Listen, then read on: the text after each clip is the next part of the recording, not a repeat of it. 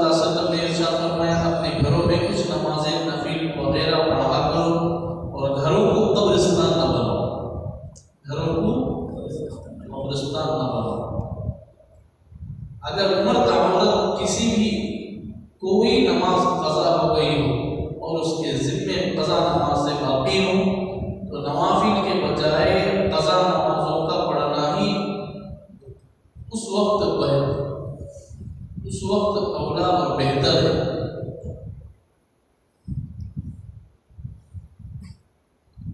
आदमी की जिंदगी के बहुत नमाजें छूट गई, क्या हो गई?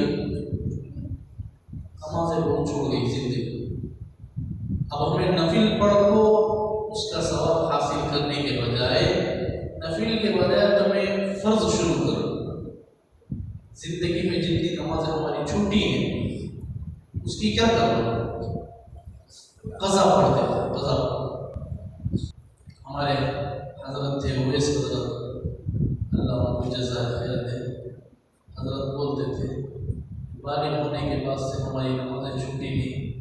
मेरी तमन्ना थी कि बालिग़ से पहले भी कभी नमाज़ें मेरी छुट्टी होगी, इसलिए मेरा 15 साल का नमाज के भी क़ज़ा कर लिया।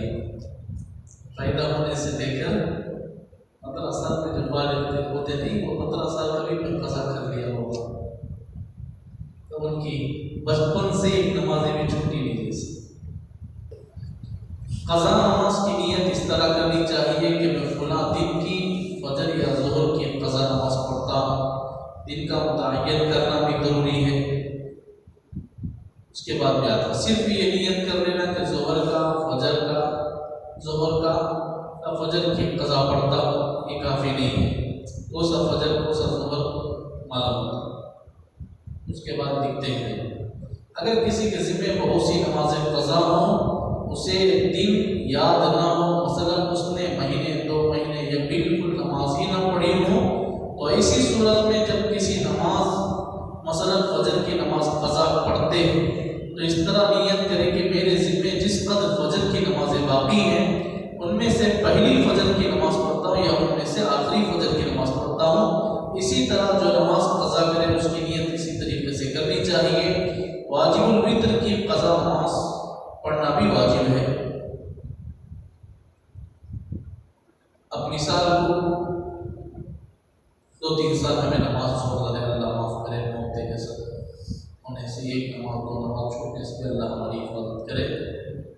मिसाल को किसी की जब नमाजें छूट गई, आदमी को याद नहीं कि मैं कितनी नमाजें छूटी, तो अब वो नियत कैसे करेगा? अल्लाह मैंने जितनी सुन्नतें, जितनी फजर की छोड़ दी, उनमें से मैं पहली 2 रकात फजर की नमाज पढ़ता हूँ। अब पहला तो कल जाता हो, फिर दूसरी मरतबा फजर पढ़ देगा तो फिर पहला कौन सा आता? कल्याण होने के बाद से जो है वो आता। या नहीं तो ऐसे नियत करो कि अल्लाह मैंने जितनी फजर की नमाजें छोड़ी हैं उनमें का आखिरी फजर की नमाज पढ़ता हूँ। अब आखिरी का मिटने के बाद फिर एक आखिरी रहता है। फिर ऐसे ही नियत हमेशा बांधते रहते, ज़ोहर की, असर की, मगरिब की, इशा की।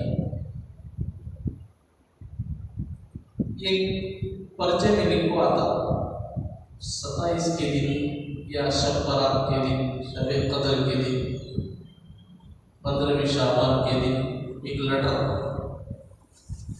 मोहम्मद साहब अहमद साहब इनको हुज़ूर सल्लल्लाहु अलैहि वसल्लम ख्वाब में आया, फुला इतना अच्छा बैठो, उसे लॉटरी पड़े बना थे। तो हुजूर के लॉटरी पे लगती है नहीं, हुजूर को लॉटरी से मोहब्बत है कि नहीं, कहते तुम्हारा बेटा मर जाता है। और डर को बांटे से छापते से 1000 छापते, 500 छापते, 500 छापे तो इतना नफा, 1000 छापे तो इतना नफा, पैसे नुकसान होता, कमाई हुआ एक ज़रा से कमाई। अब नीचे आखिर में लिखो रखा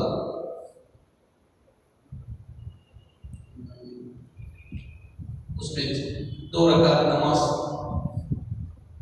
पूरी जिंदगी की क़ज़ा नमाज की नियत लेकर क्या की सूरत है 2 रकात पढ़ ले तो जिंदगी में जितनी नमाजें क़ज़ा छोड़े पूरा माफ हो जाता है। किसी पाप की हदीस है, ना हुजूर बोले ना सहाबा बोले, कौन भी एक बना को छोड़ देता। कितना आसान है तो हुजूर के खिलाफ कलम उठाने के वास्ते, आपको शर्म भी आएगी रहेगी हुजूर के सामने ये कलम भी बताना, पेन भी बताना, ये चिट्ठी भी बताना ना हुजूर के सामने।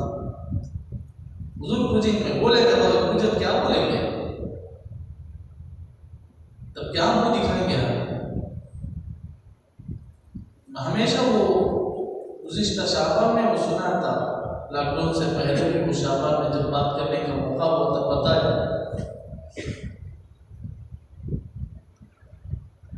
आमतौर पे घरों में बात करते औरतों, ये पढ़नी में मेरा पूरे जिंदगी की नमाजें माफ कर दो, पूरी जिंदगी खाओ उनका हजरत पेट भर को खा लो, हो जाता बेकार किसी हदीसें, बेकार किसी बातें हुजूर के खिलाफ कैसा दिल आता कि उन लोगों को कलम उठाने के लिए। अल्लाह हम सब की हिफाजत करना, हमारी ज़बान पर लगाम लगाना, हमारी ज़बान के अंदर हिफाजत करना। आसानी से बोल देते लोग, तो ज़िंदगी में जितनी नमाज़ें क़ज़ा हुई हैं उसका अदा करना हमारे ऊपर फ़र्ज़ है, और उसके साथ ही साथ हमारी नमाज़ों में जितनी वाजिबुल वित्र छूटी उसका भी क़ज़ा। समझ में आई क्या?